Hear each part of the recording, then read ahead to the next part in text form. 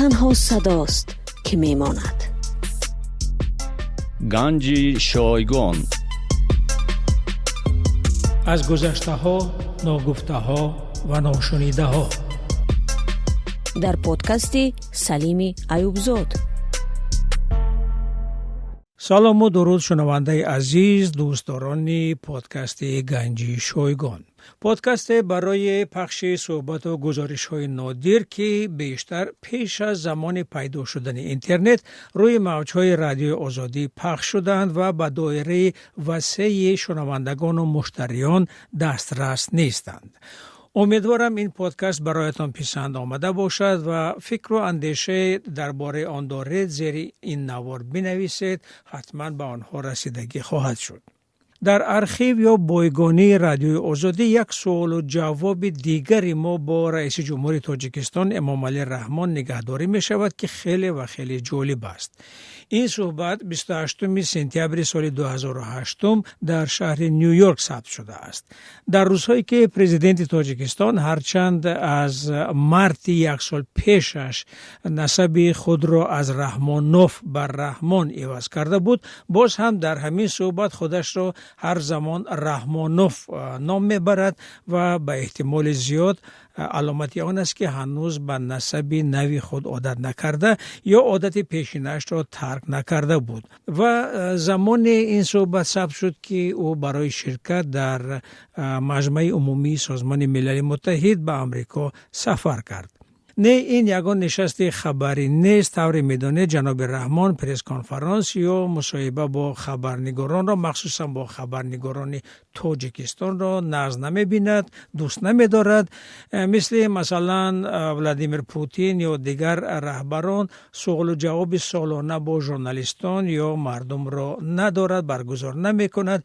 اما در این نشست که اصلا ملاقاتی او با دانشجویان تاجیک در امریکا بود، به نوع مجبور گشت به سوال خبرنگاری آن وقت رادیو آزادی لطیفی جواب دهد که آیا در امریکا مرکز فرهنگی تاجیکان باید ساخته شود یا نه و چگونه. و اول رادیو آزادی را زیر تازیانه تنقید میگیرد که رادیو آزادی به وضع مهاجران تاجیک در روسیه دقت زیاد میدهد، مخصوصا مشکلات آنها. و جناب رحمانوف همان وقت گفته است که مهاجرت یک پدیده خوب است، یک روند جهانی است و باکی ندارد که تاجیکان آنجا می روند، کسب می آموزند، پول کار می کنند و با مبلغ‌های خود کشور را آباد می نمایند.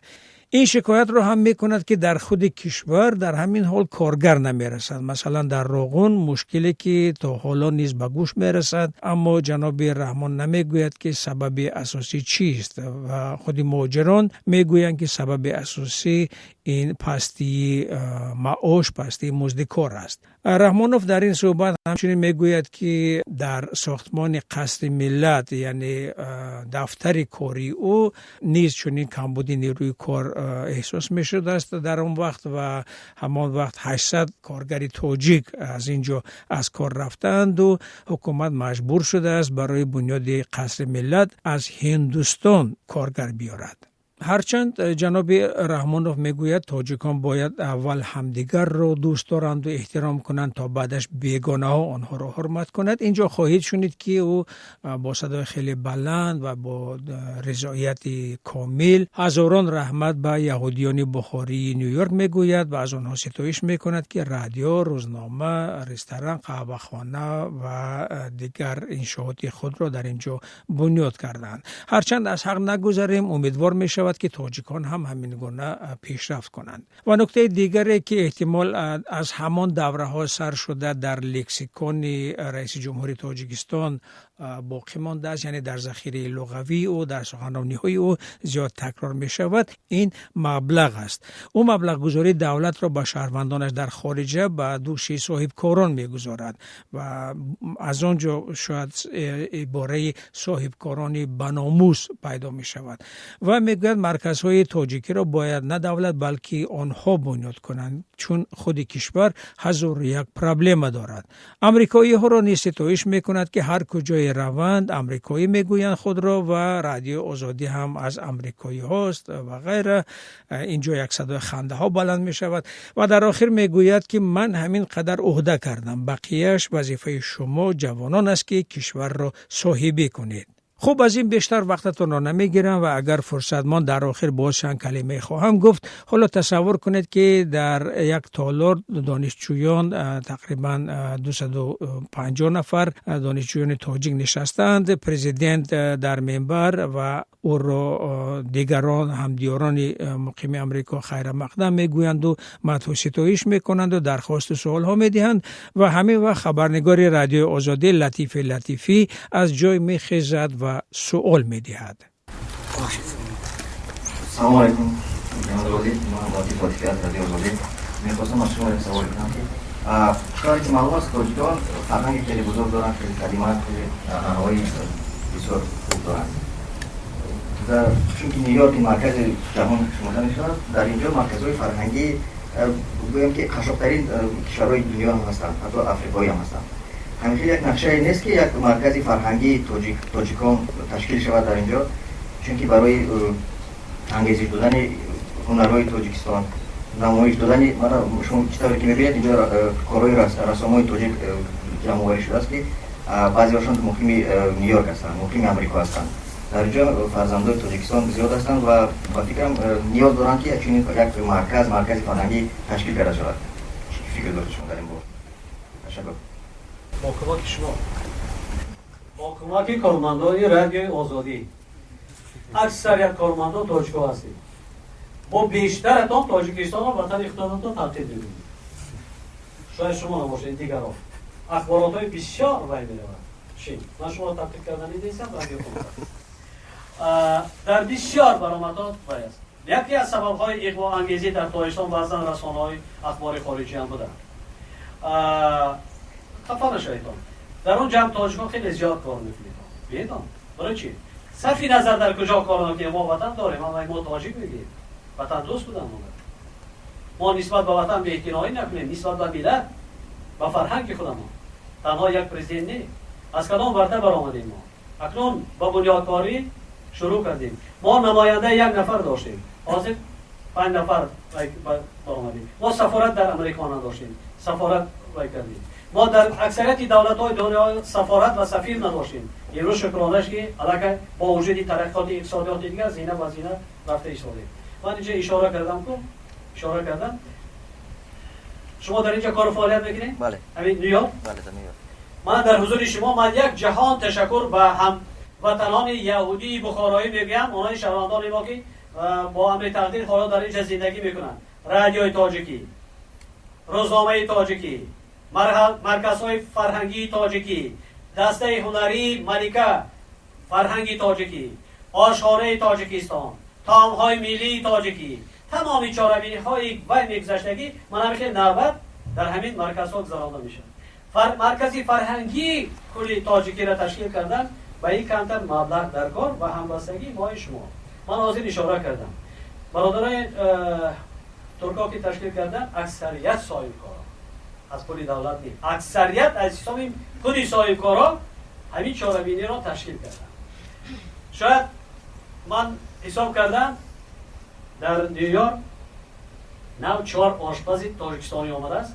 یک نو شروع کرده است. نه اومده. ان شاء الله من باوری کامل دارم بعد 3-4 سال اونا خودشون میگیرن. اگر باید باشد بیشتر با رادیو آزادی تنقید میکرد رحمان افقی، انا مهاجرای ملتی 1 میلیون انا باز به شرایط دسترسی رفتن عربه کشی میکنن، انا دیگر میکنن خیلی گوشا رو من کار میکردن دیگر گویا او تاجیکستان نیستن، گویا او پرابلم تاجیکستان 70 سال ندونستن، گویا هیچی رو نمیدونن، اونا نبلیداته او کاردیناتر نبلیداته همین امروز بینتون در روسیه چقدر شماره همون عربکش‌ها و کوچه‌روها هستن، اونا چقدر شماره صاحبکاران که اونا آشخانه‌ها دارن، اونا کارخانه‌ها دارن، اونا تشکیلات‌های بزرگی ساختمانی دارن که انشاءات‌های یا بزرگترین روسیه را ساختمان کرده است. 5-10-15 هزار هر کدامش تاجیکان آورده صاحب کار و صاحب نام کرده است. چی علاج؟ در همین شرایط افتادیم. زمان شورایی همین سیاست بود. تولد میکردی 12 سال مداد مادری تاجیک تولد کرد عسکری بودن در کار ساختمان مونده است به اونجا بیکار 120,000 یک سال بچه میبردن عسکر بچه ایران نمیگم انا آمد فیزیش کرد انا کلا شدن آمدن ما در قدیم کوچه در زمان شوروی تنها 200,000 120,000 عسکر بچه میبردن از تاجیکستان غیر ساختمان‌های کم سواری بایکال امروزکی ماگیسترال دیگر ایناش هم میبردن غیری با سرینگراد میبردن گندم دروی کمپانی‌ها شفیار و راننده و دیگر یعنی مشغول بودن همین یک بار همین زنجیر شکست عیبی رحمان و نیکو دیده دانشگاه انا بردن رفتن کردن گنده شدن مواد مخدر سر کار نگرفتن جنایتکاری در دست نزدن رفتن اختصاص میگیرن هنر میآموزن مفکوره‌شون میکنن درآمد میگیرن میارن زندگیش میبینن این گنده است ولی شما دوشنبه روید تاجیکستان روید از شهر دوشنبه در این شهر خارو ببینید روید نایه وادی رشت ببینید نایاره چگونه خانه‌ها بنیاد شده ایستادن حسابی کی حساب انا مهاجرات وقتی درآمد گرفتن هنر آموختن گشت آمده 6 ماه دیگر در خانه خودش سفیر خانه و در خانه تازه و آزاده میکند زیبا میکند میسازد همین طوری دیگر چی من این دولتی وقت خود خالی 20% قابل مهنت در خارج کار میکنه یگان مراتبه دیدید که امریکا درباره مهاجری مهنتی یگان همین مسئولیت کرده باشه نه پاچه عالم دزیافت انا مهاجرا رفتن اینجا انا مهاجرا اونجا رفتن رحمت بیه که خالی روسیه رفته ایستادن اگر بعضا دولت‌های دیگر روان از اون طرف کی گشتن میان همینطوری امروز ساختمان‌هایی که در تاجیکستان کرده ایستادن قوه قابل مهنت نمیرسه ماده نمیرسه راهون در حاضر جاده از 2,000 10,000 در کار ساختمانچی مالک من بوجید حاضر اومدی بلند شدی خدا ما ساخته ایستاد دیگر ابیکت‌های ساختمان سمتوده 1 سمتوده 2 راه‌ها ده منم مثال یادی راهی دوشنبه چنار شرطنامه‌هایی که با تمام کمپانی‌های خارجی ما امضا می‌کنیم شرطنامه حتما بنویسید که 80% کارمندان از شهروندان تاجیکستان چون که ما منفعت هم جای کار شد نراگ هم میسپارن زندگیشان هم ناز میشه دیگه چی شد در راه دوشنبه و چنک در ظرف 1 ماه 6 ماه مجبور کردن نگذاشتن وای کردن باور کنید 200-300 نفر تاجیکا وای کردن بعد 1 ماه همش پرتافته رفتن نمیتوانم با اون شرایطی که امروز بدونید در همین جوان ساعت وای نیست کو کمپانی میگیرد ابیکت میگیرد شهردامه را میبندد معاش میگیرد شب روز وای میگیرد فایدهش میگیرد این معاش میگیرد برادرای خطایی آشخانه ندارن در پلاتکا در همون جایی که وای کنن کاسه منم که راست چوبچه قطعی افقات چه خوردم کارش کرده ایستاده من امسال 300 میلیون دلار رسول کرده سال آینده کار باید به استفاده میکنم کران ندارن من تکنیکا رو من قیمال شدم از مبلغ جدا کرده و تکنیکا گفته اون نقبایی که اونا کرده ایستادن 10 قدی قریب بیخوایی با هر هفته صفتی کارا میبینید سرعتی کارا میبینید طاقت نمیکنن از قصر ملت 200 نفر کارگرها برآمده رفتن حاضر جای ولی نیست از هندوستان اومده کار از دیگر کشور یعنی خودی مهاجرت مهنتی در دنیا یک وجه است یا برادرای ترکا رو میدید تمام دنیا و همکنه کار کرده کشانده ایستادن در آسیا هم ساختمانش کی است اکثر یک ساختمان همون یکی یگان جدا مسیرات نمیکنن یگان وای نیست کو بعد دیگر وقتی که مردم از خانه میبراید یک شهر یک ناحیه دیگر یک دولت دیگر هم جهان بینیش وسیع میشه از بیکاری و هنر میآموزه همش کاتورا وای کردن هم چون بیچاران زدن اون هم هنر است این هم کسب است حاضر در 400-500 دلار در دوشنبه کارگر نمیآورید حاضر نرخی خانه در شهر دوشنبه کیهانی شده رفته میشه مرکزهای فرهنگی در ما کوشش کرده ایستادیم در مسکو یا باید برای دولت ها باید کردیم جمعیت هایی که تشکیل کرده در آنجا آسانتر رکش های کار شدن مقیمی شدن مبلغ دارن زمین گرفته داده بنیاد کرده ایستادن اینجا کمتر شرایط فراگیرتر لیکن ما سپارش داریم از ما شما وابستگی دارد که تیزتر همین کارا تشکیل کنید روزهای فرهنگی گذرانده ایستادیم الکه یک خودی چهارمینی که در همین نیویورک گذراندیم در واشنگتن گذراندیم نسبت به جشن 1150 سالگی عبداللهی رودکی در تمام دنیا در خانه خودمان تنها نیست، در تمام دنیا. این دم مبلغ، این دم صنعتکاران را بردن، شاعران را فرستادن، بی‌نهایت. میشه از ما شما وابستگی داره. فقط ننگ و ناموس داشتن نمانده کار، هیچ بلندی وطن دوستی داشتن نمانده کار. خب دست بالای دل مانده، اندیشه کرده کارو نگویم که این کار سفیر، این کار شما و دیگر. من همین امریکایی را قائل هستم. رادیوی آزادی از امریکایی هست. قائل هستم در همین داخل چیزی که نگویم، در بیرون همین یک دیگر در بیرون از امریکا و از شرمندی کجا آمده، شرمندی امریکایی داره، برای فرقش نیست. از هندوستان آمده است، از انگلیس آمده است، دیگر جا. من امریکایی هستم. همین قدر حسی بلندی باید داره. ما هم جواب توجیه می‌کنیم خودمون. توجیه می‌کنیم؟ در زبان ما نباشد، با قلب ما میگم. در رفتار ما باشه، کردار ما باشه، دوست داریم وطن ما، هیچ نداشته باشد کمک کنیم. اگر باشه که هیچی که از دست ما نیاید، همین ریشه یا تیشه به ریشه خود نزنیم. میگه که یک مقاله خوبی تاجیکی است. وقتی میگه عزت احترامی خویش و اقربا یار دوست وای میکنه، مهری بیگانه میگویست. وقتی خودمان احترام نمیکنیم، بیگانگان ما را حرمت نمیکنند. این همه بدبخت حقیقت بسیار کار خوب است. بیکامودی یگان دولت، یگان کشور، یگان زمان نشده بود. این یک جا شده و میبریم اون مشکلات. هزار یک پرابلم داریم. آن چیزی که ما عهده میکنیم باقی مانده در دست شما است. من برای من اومده در نزد شما مراجعت کردم، در نزد شما واقعا دوست دارم. ما برای از در زمان شورای عالی بود یک کادری که کمتر میسازید کاری میکردن که قیچیش میکردن، یک کارد با پیچان کردن، میانشکن کردن، میپرتاختن. هیچ جای ما نگیره.